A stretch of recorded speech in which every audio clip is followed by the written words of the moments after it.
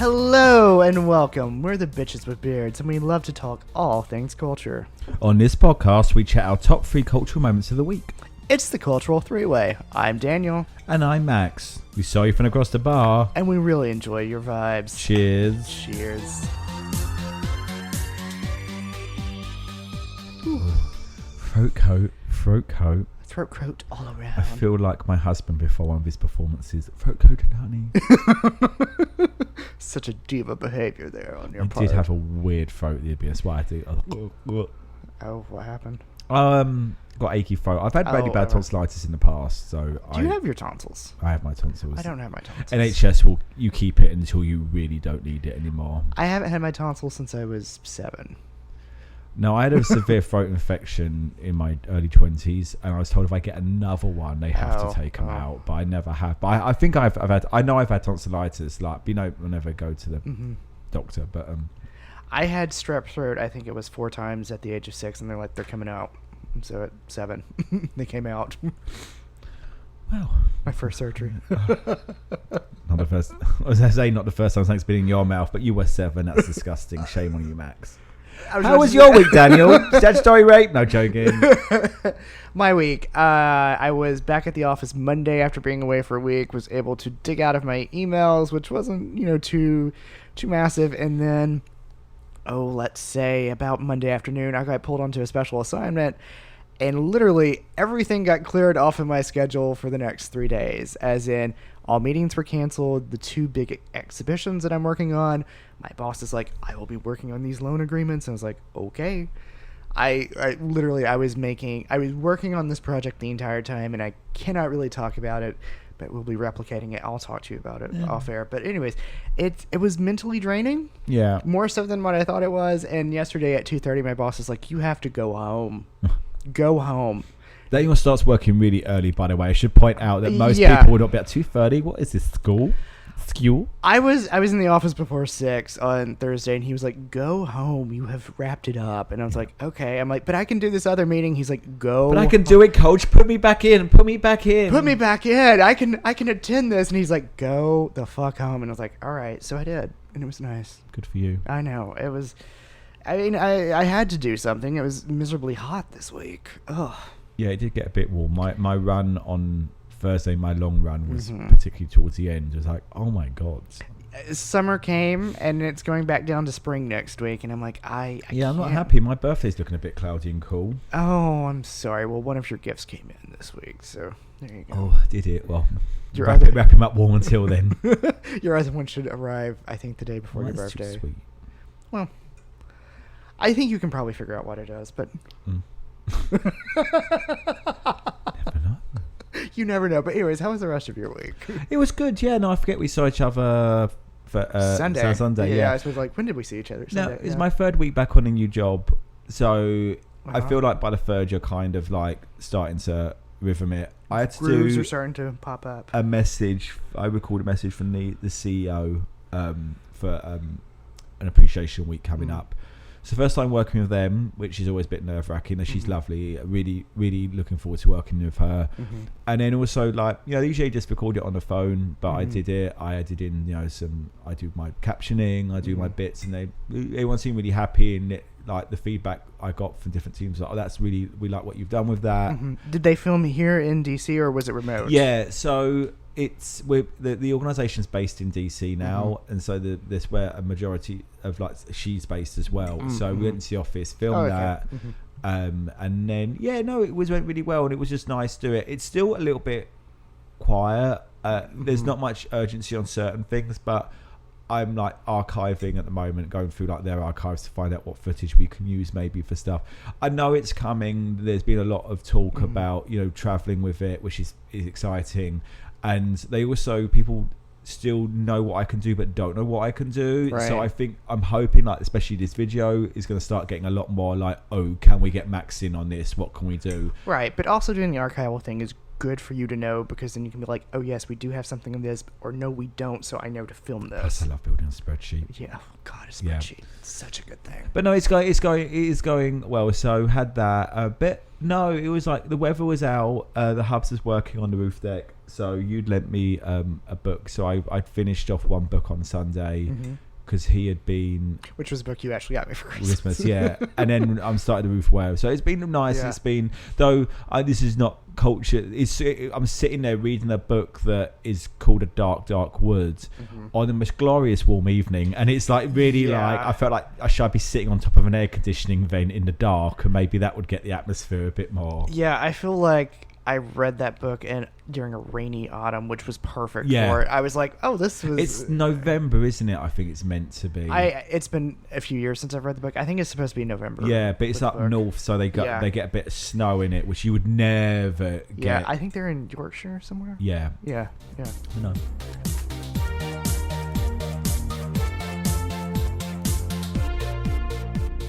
Let's move on to the foreplay section. Let's warm you up.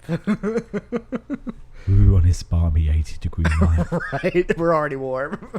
We're almost sweating. With my sunburned forehead. It's just a little sun, a little dapple will do. Anyways, so my culture for the week, I am sort of cheating because, like I said, the project drained me, and I went home and I was just like, I'm sort of done with everything. Is all music this week. Yes, I was very excited for that. So all music this week. So 3 songs that I'm going to talk about, and one may lead into yours or maybe not. We'll see. First one is Alabama Shakes has a new single called American Dream. Oh, I love that. It is supposed to be potentially a preamble to a CD album, but the album hasn't been announced yet officially, but we're all thinking that something is coming. All right, the next one is by the group Cannon's Fire For You. Oh my God, it's so good. Good beat. Potentially a song of the summer. Oh, I think it's catchy enough. The other one was released today, and I absolutely love it. I've played it on repeat at least 5 times today. Is Don't You Know Who I Am by Jessie Ware. So good. It's big, it's disco, it's everything I love in my songs. She's really not holding back on this album. She's not. And I've listened to the album twice today. Yeah. It's that good. And, 2.5 times because you were playing it whenever I walked in. So anyways, what is your foreplay for the week? So I'm going to start with my movie Faces of Death. Faces of Death, the original, I've not seen it, was a video nasty back in the 70s. So, yes, I've genuinely heard of this one. Yeah, yes. so basically everyone watched it thinking they were watching real live deaths occurring and mutilations. It wasn't, it was all fake. Okay. But that's what they did back then. And this is a movie, so it's like a meta sequel remake in the sense of someone discovers it but remakes of it. It's very interesting. I liked it as a movie. It could have gone a little bit more art house for me. There was there was a level of mainstream to it. Okay, yeah. But it was either that or You Me in Tuscany, and I'll wait for that to come on Peacock. We had a surprise gig last Sunday. Actually, Meredith messaged, she's hugely big on Irish culture, and messaged her husband and said, do you want to go and see Glenn Hansgard? Oh. You, if those who don't know, wrote the musical Once. He was over at 9:30 Club. So so we popped over there. He was brilliant. 9:30 needs to sort his air conditioning out though. We were freezing. I feel like I have always been freezing in 9:30 Club. It was a joke. It was a joke. I feel like that time that we went, I was also freezing. Yeah, it was so cold. Yeah. The Hubs had to run home to grab jackets, and they let him back in. Well, fortunately, you're close enough that you can do that. But he was excellent. A lot of his music's a lot heavier than you think it's going to be, but also he did a few songs from Once, but as part of the band. So, and he didn't seem that like meh about doing them. He's obviously very proud because they are known. It's but Once, then it's good. But they're also, Once is an amazing show. It was a very popular and very successful show, but it's still not like someone coming out and having to sing songs from Wicked. It's not got that. So, and he did all the men. It was really great. So I chatted to Daniel today about this, but I've been, before I left England, I was really big on musical theatre, and I kind of dropped it over here a bit. I think I was a little bit meh about the whole just not being near like big theatres. There is a big theatre scene, but not quite big here. DC is interesting. It's good for tryouts. It's good for the traveling on occasion, but you're not going to have like it's running like Broadway type situation. So it's a little bit. I think I got a bit meh, but I decided this week to like really get back into it because I've been listening to a lot after Easter. So I was starting to go through and not skipping new ones because I was a bit like I don't want to hear it on. I want to hear it on stage first. No, fuck that, Max. Why are you getting that headspace? I've known you for 6 years. Yeah. In depth, and this is the first from you because you've always been like, I don't listen to it unless I see it on stage first. Yeah, and I think I got it, but I think my friend is growing. But I think that was a little bit because when I was in the UK, I was seeing so much. I didn't really have to. You didn't have to like pick and choose. Yeah. So I started to go through some stuff, and if I heard a song I liked, I listened to the album, and actually, so I have an album this week. Oh, so okay. 35mm, a musical exhibition, and it's a song cycle based on a photographer and his photos, and it's excellent, and I highly recommend listening. And there's a couple of others I heard this week, but that one, there's some really good music in it. I like a song cycle, so I'm going to keep listening and picking albums over, like, doing a playlist and then hearing a song and then going back to the album. So were you doing this on your Spotify? Yeah. Okay. All right. Got a couple planned for next week.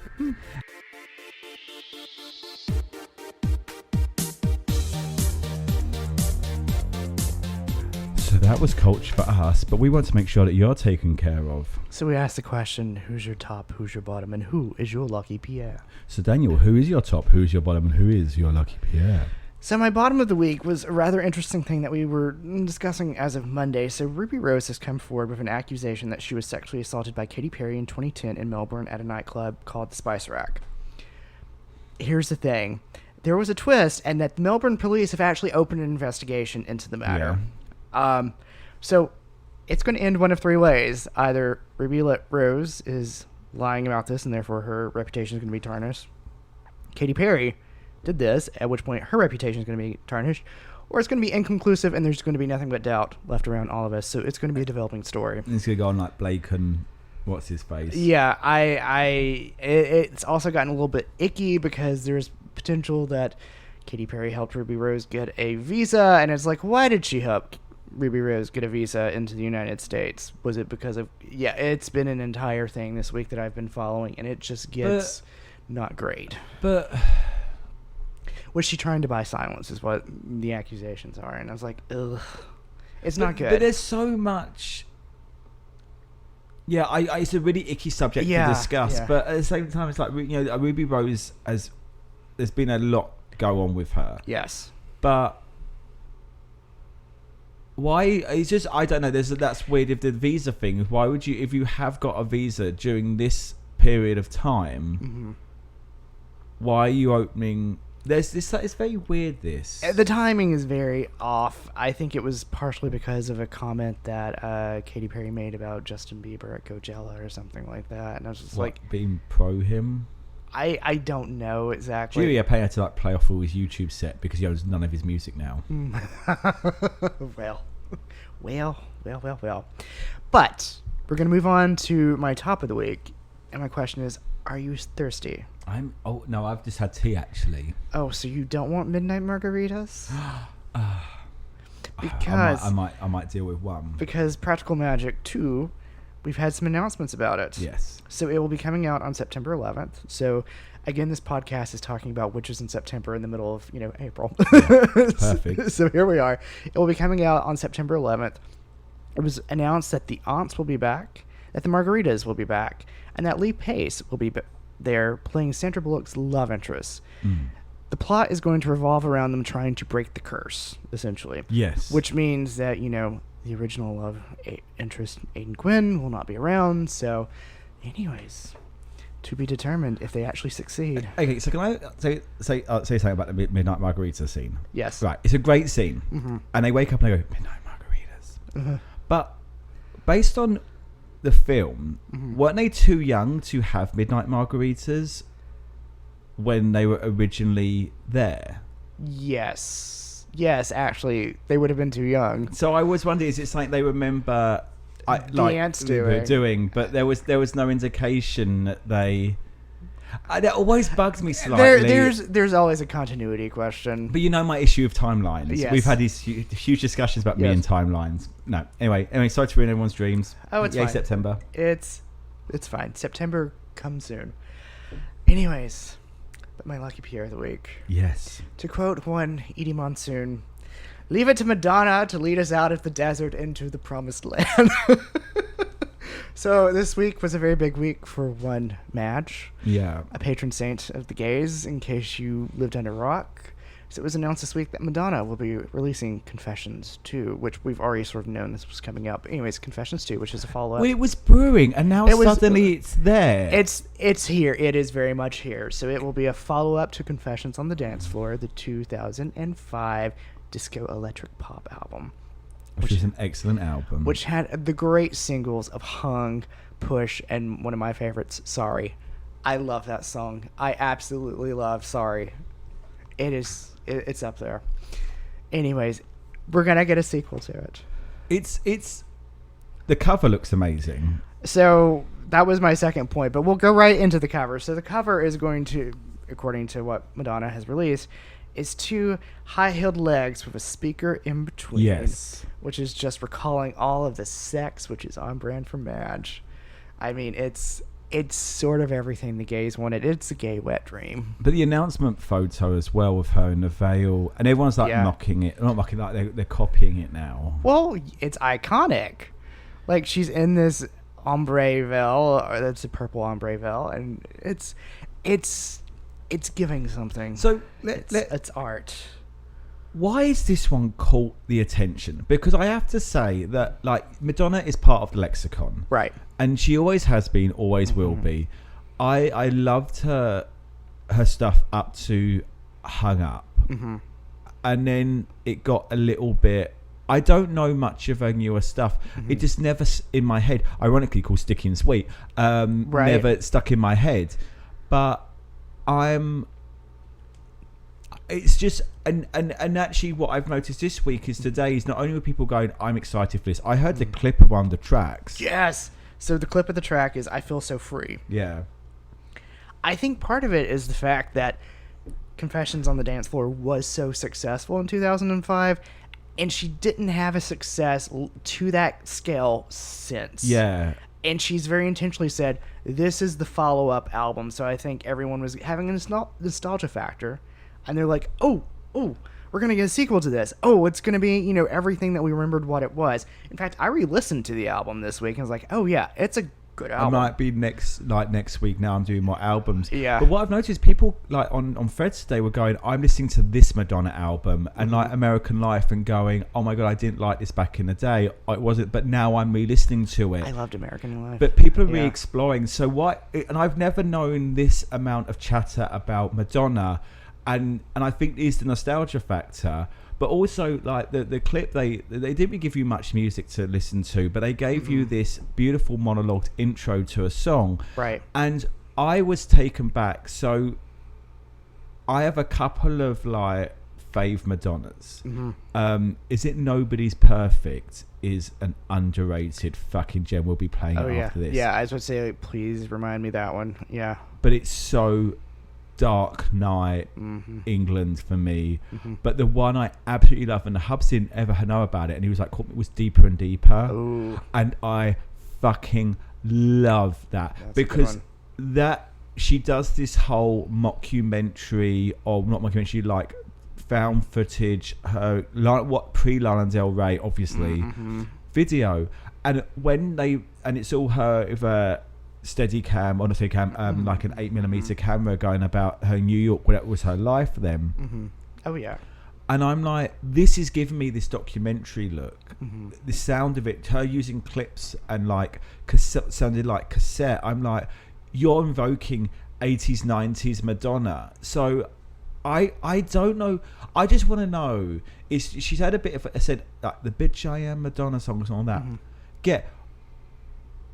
She's been very sure of herself, and all of a sudden she's now really digging, and I want to know what really did inspire this. So I think she's being vulnerable, but I think part of it is if you listen to that clip, she states, I am made a new persona, which I think is a reference type situation, that this is a new era of Madonna. She was the queen of reinvention.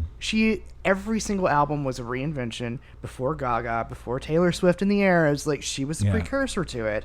And I think part of it also helped the fact that she scrubbed her entire Instagram of everything that she has done, and she said, I'm starting fresh. Like, she has cleaned the slate. So I think everyone's like going back at this point because they can. I'm excited. What I need, I just don't, and this is going to sound so terrible, Try me. I want her to look good for this, and I don't want okay. her to have jacked her face up again and not let it settled in time. Yeah. Well, I think with the announcement now, if she got something now, it would be ready by the July 3rd release of this. 6 months. It's 6 months. Well, okay, maybe not. But the thing is, she's a very good looking woman, and gorgeous. she did something and she jacked and it went wrong, and she needs it, I don't, when I say I want her to look good, I want her to look Madonna. Yes. I want her to look like the handsome, gorgeous woman that we do, and she is an icon. Yeah, her music doesn't always slam, and her albums aren't always the strongest. Her singles fucking eat, but there are crumbs on an album. Yes. I want her to be as stellar as she was in Frozen. I loved her in that music video. Yes. Stark. But I also wonder, like, I know she's not, like Kylie always went in and out of albums. Like Aphrodite was amazing. But then recently the Tension era showed that she could come in and just, she knew what her sound was. She knew what the gays were eating up. Yeah. Tension. If you tell me, if someone said to me, I don't know why people think Kylie's a gay icon, I'd say Tension 1 and 2. Tension, listen to the him. Tension era is entirely there for the fan base that stayed loyal to her. Yes, and I feel like Madonna is doing this by going back to the 2005 album. I'm excited. I really am genuinely excited for this album. I cannot wait. And like in fact, it's coming out on July 4th weekend. I know, it's perfect. Weekend of celebrations right there.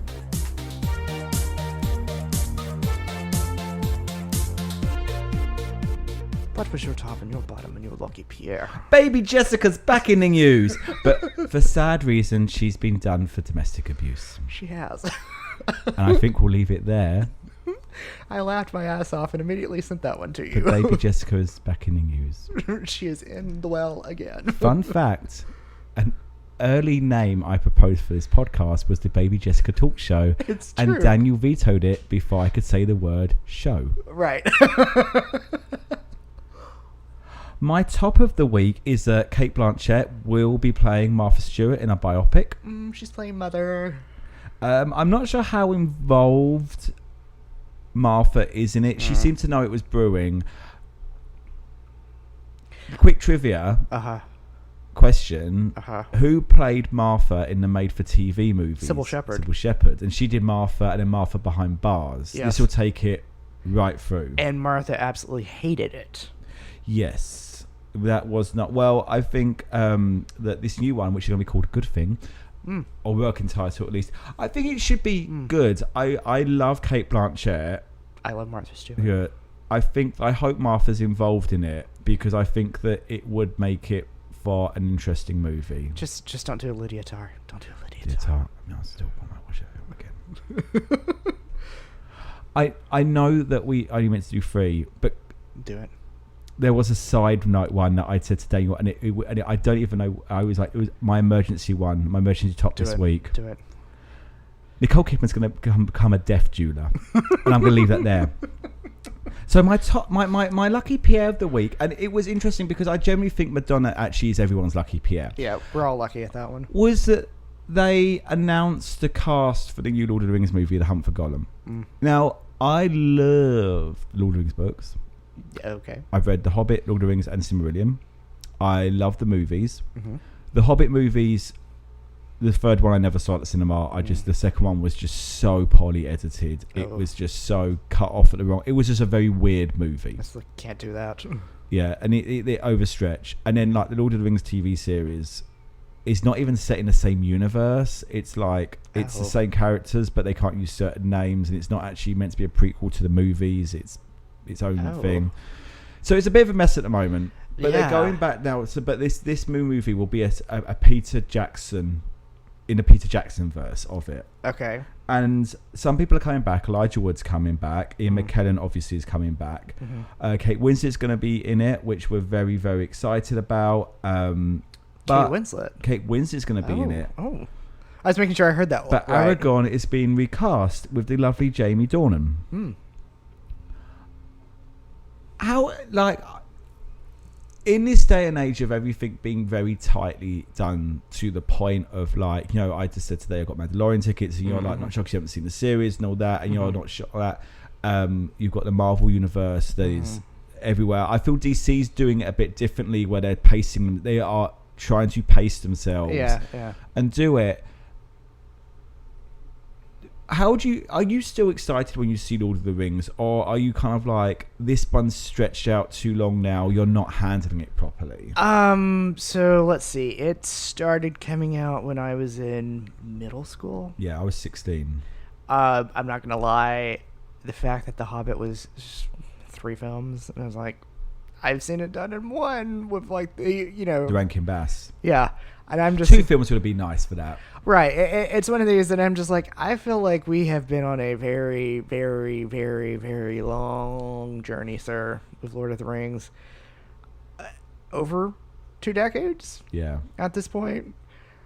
What are we going back for with this one with Gollum? Is this an actual book? Is it an idea? So a lot of it is the appendices, but this one I don't think will be. So the idea is that the Hobbit was the appendices, that they fleshed it out, and I know stuff went wrong. My biggest issue with The Hobbit was the films were not properly edited or paced properly.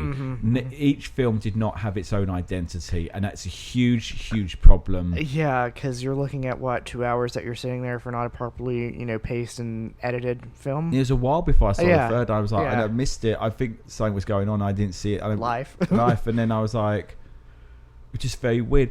I feel that it's ironic because there's a line in Fellowship of the Ring where they're talking to Bilbo, and he says, how do you feel? And he goes, I feel I've been here too long, like little butter spread over too much toast. And it feels very weird that they're kind of doing that.